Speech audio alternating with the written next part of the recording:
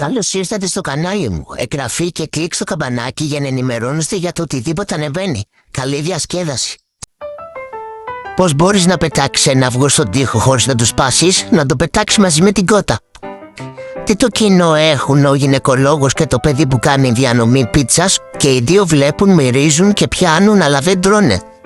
Τι είπε ο οικονομολόγος στη γυναίκα όταν εκείνη τον είπε ανίκανο? Δεν πρόκειται περί υφέσεως, αλλά περί μειώσεως του ρυθμού ανόδου.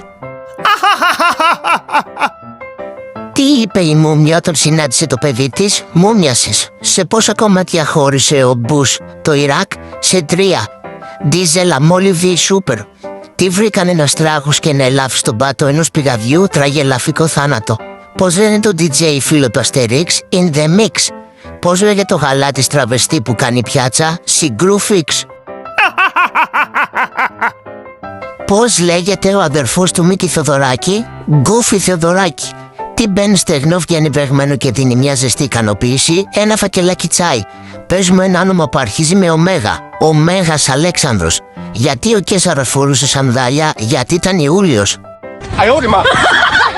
Πώς πέθανε η τελευταία πόντη αρκούδα? Αντί να πέσει σε χειμερή ανάρκη, έπεσε σε γερμανική. Ποιο είναι το αντίθετο του μηχανόβιος? Βιομήχανος. Τι είναι 4 λάστιχα και τι είναι 365 χρησιμοποιημένα προφυλακτικά?